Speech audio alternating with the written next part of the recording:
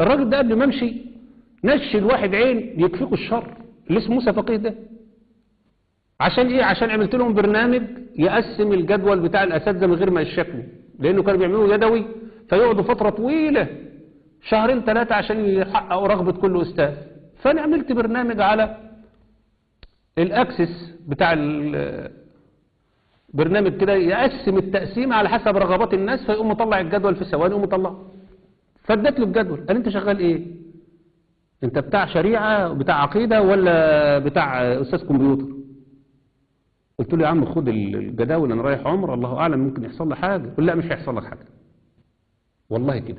دي اخر كلمه قالها الراجل دي، قال لي مش هيحصل لك حاجه. وانا راجع في المخواه في الطريق بين مكه وابها حصلت حادثه، كله كان بيقول لنا وهو السعوديين يبصوا يقولوا اشهد ولا لا اله الا الله محمد رسول الله، قولوا لام عبده، قولوا طلعوا